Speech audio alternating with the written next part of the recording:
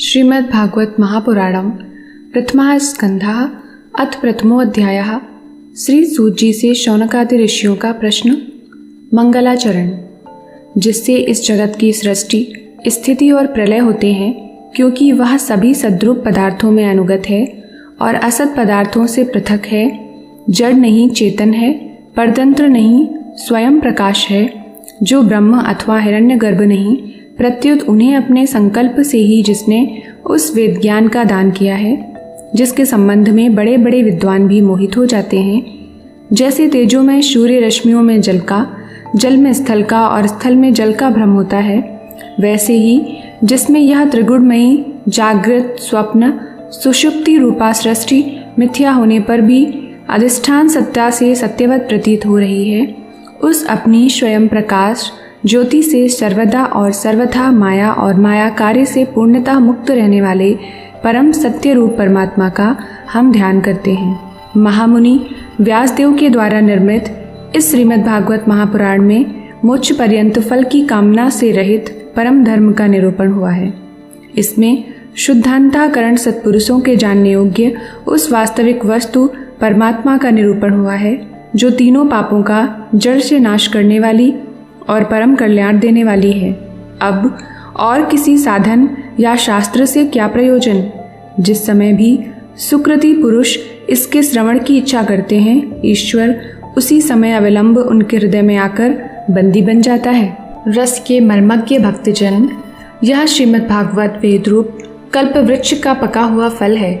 श्री शुकदेव रूप तोते के मुख का संबंध हो जाने से यह परमानंदमयी सुधा से परिपूर्ण हो गया है। इस फल में छिलका, गुठली आदि त्याज्य अंश तनिक भी नहीं है। यह मूर्तिमान रस है। जब तक शरीर में चेतना रहे, तब तक इस दिव्य भगवत रस का निरंतर बार बार पान करते रहो। यह पृथ्वी पर ही सुलभ है। कथा प्रारंभ। एक बार भगवान विष्णु एवं देवताओं के परम पुण्यमय क्षेत्र नैमिषारण्य में शौनकादि ऋषियों ने भगवत प्राप्ति की इच्छा से सहस्त्र वर्षों में पूरे होने वाले एक महान यज्ञ का अनुष्ठान किया। एक दिन उन लोगों ने प्रातः काल अग्निहोत्र आदि नित्य कृत्यों से निवृत्त होकर सूत जी का पूजन किया और उन्हें ऊंचे आसन पर बैठाकर बड़े आदर से यह प्रश्न किया। ऋषियों ने कहा, सूत जी, आप निष्पाप हैं। आपने समस्त इतिहास, पुराण और धर्मशास्त्रों का विधि पूर्वक अध्ययन किया है तथा उनकी भली भांति व्याख्या भी की है। वेद वेत्ताओं में श्रेष्ठ भगवान बादरायण ने एवं भगवान के सगुण निर्गुण रूप को जानने वाले दूसरे मुनियों ने जो कुछ जाना है, उन्हें जिन विषयों का ज्ञान है, वह सब आप वास्तविक रूप में जानते हैं। आपका हृदय बड़ा ही सरल और शुद्ध है, इसी से आप उनकी कृपा और अनुग्रह के पात्र हुए हैं। गुरुजन अपने प्रेमी शिष्य को गुप्ते से गुप्त बात भी बता दिया करते हैं। आयुष्मान, आप कृपा करके यह बतलाइए कि उन सब शास्त्रों, पुराणों और गुरुजनों के उपदेशों में कलियुगी जीवों के परम कल्याण का सहज साधन आपने क्या निश्चय किया है? आप संत समाज के भूषण हैं। इस कलियुग में प्रायः लोगों की आयु कम हो गई है। साधन करने में लोगों की रुचि और प्रवृत्ति भी नहीं है। लोग आलसी हो गए हैं। उनका भाग्य तो मंद है ही, समझ भी थोड़ी है। इसके साथ ही वे नाना प्रकार की विघ्न बाधाओं से भी घिरे हुए रहते हैं। शास्त्र भी बहुत से हैं, परंतु उनमें एक निश्चित साधन का नहीं, अनेक प्रकार के कर्मों का वर्णन है। साथ ही वे इतने बड़े हैं कि उनका एक अंश सुनना भी कठिन है। आप परोपकारी हैं। अपनी बुद्धि से उनका सार निकालकर प्राणियों के परम कल्याण के लिए हम श्रद्धालुओं को सुनाइए, जिससे हमारे अंतःकरण की शुद्धि प्राप्त हो। प्यारे सूत जी, आपका कल्याण हो।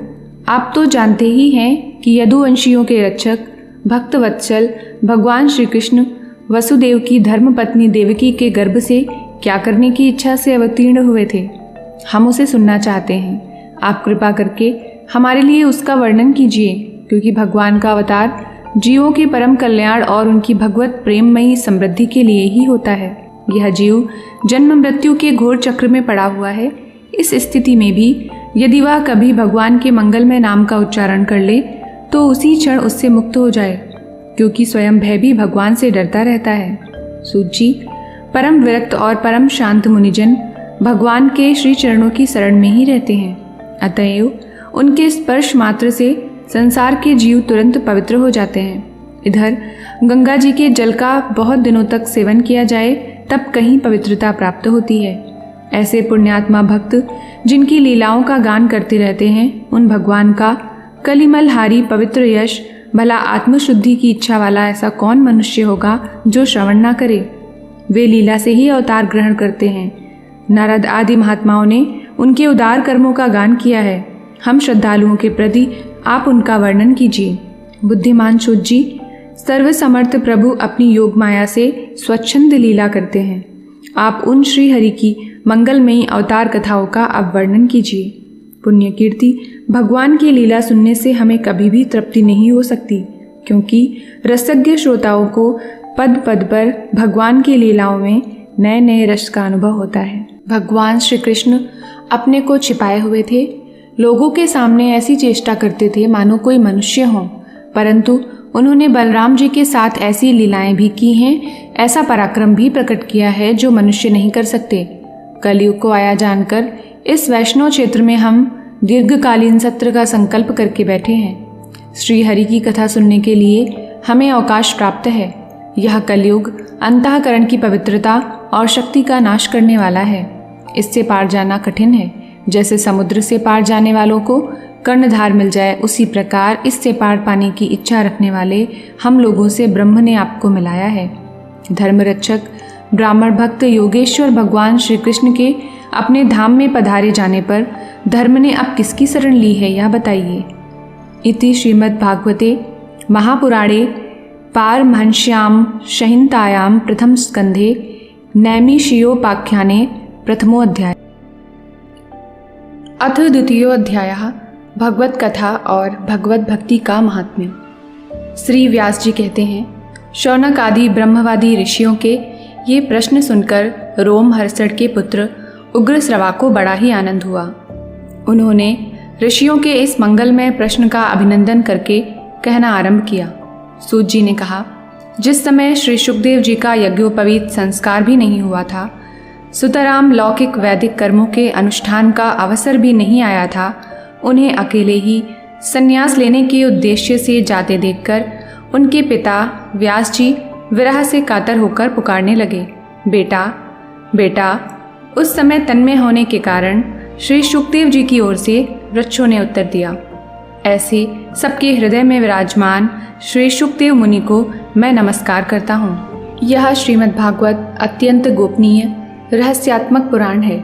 यह भगवत स्वरूप का अनुभव कराने वाला और समस्त वेदों का सार है। संसार में फंसे हुए जो लोग इस घोर अज्ञानांधकार से पार जाना चाहते हैं, उनके लिए आध्यात्मिक तत्वों को प्रकाशित कराने वाला यह एक अद्वितीय दीपक है।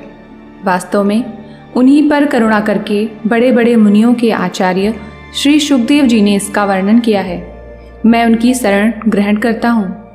मनुष्यों में सर्वश्रेष्ठ भगवान के अवतार नर नारायण ऋषियों को, सरस्वती देवी को और श्री व्यासदेव जी को नमस्कार करके तब संसार और अंतःकरण के समस्त विकारों पर विजय प्राप्त कराने वाले इस श्रीमद् भागवत महापुराण का पाठ करना चाहिए। ऋषियों, आपने संपूर्ण विश्व के कल्याण के लिए यह बहुत सुंदर प्रश्न किया है, क्योंकि यह प्रश्न श्री कृष्ण के संबंध में है और इससे भली भांति आत्मशुद्धि हो जाती है। मनुष्यों के लिए सर्वश्रेष्ठ धर्म वही है जिससे भगवान श्री कृष्ण में भक्ति हो, भक्ति भी ऐसी जिसमें किसी प्रकार की कामना ना हो और जो नित्य निरंतर बनी रहे।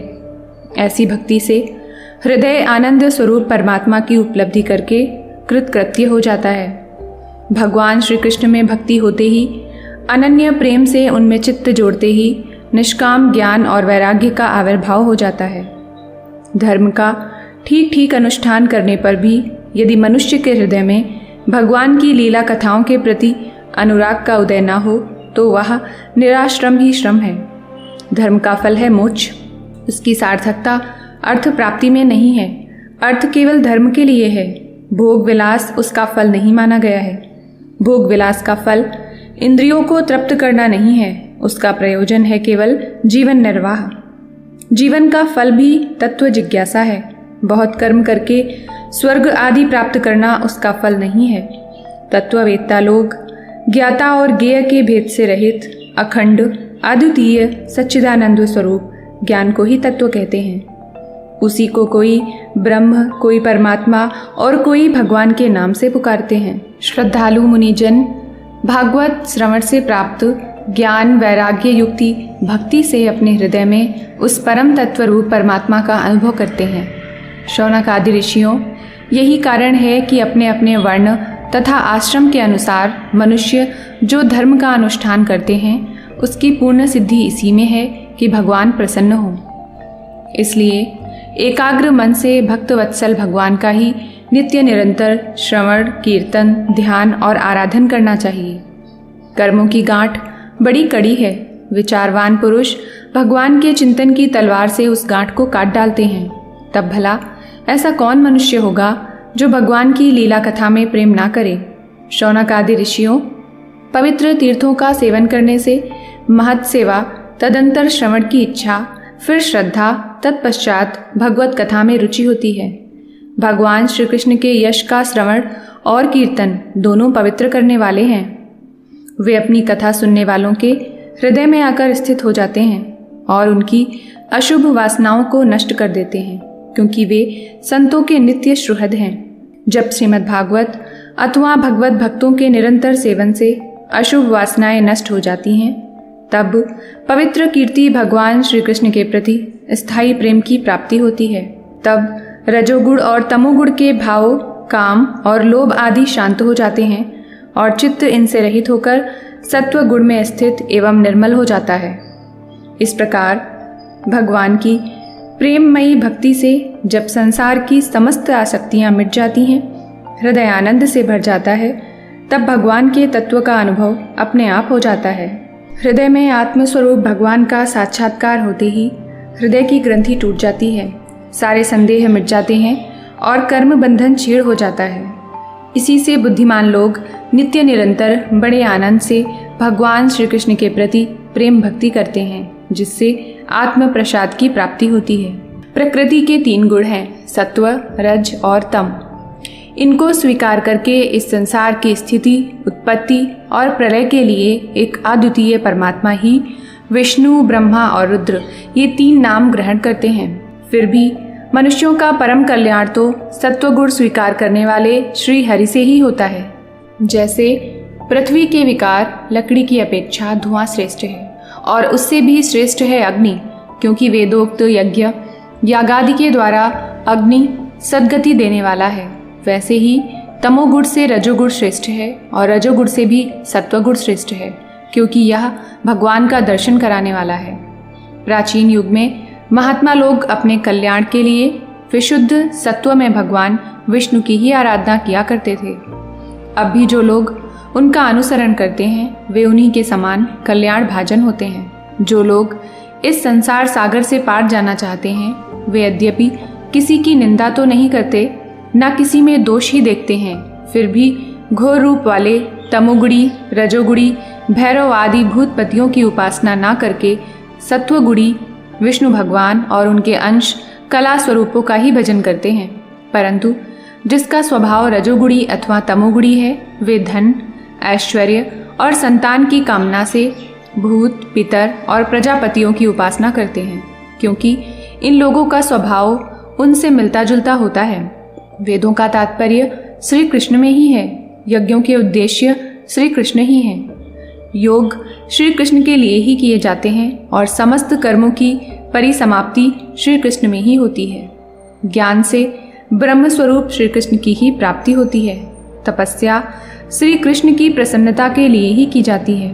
श्री कृष्ण के लिए ही धर्मों का अनुष्ठान होता है और सब गतियाँ श्री कृष्ण में ही समा जाती हैं। यद्यपि भगवान श्री कृष्ण प्रकृति और उसके गुणों से अतीत हैं, फिर भी अपनी गुणमयी माया से जो प्रपंच की दृष्टि से है और तत्व की दृष्टि से नहीं है, उन्होंने ही सर्ग के आदि में इस संसार की रचना की थी। ये सत्व, रज और तम तीनों गुण उसी माया के विलास हैं। इनके भीतर रहकर भगवान इनसे युक्त सरीखे मालूम पड़ते हैं। वास्तव में तो वे परिपूर्ण विज्ञानंद घन हैं। अग्नि तो वस्तुतः एक ही है, परंतु जब वह अनेक प्रकार की लकड़ियों में प्रकट होती है तब अनेक सी मालूम पड़ती है।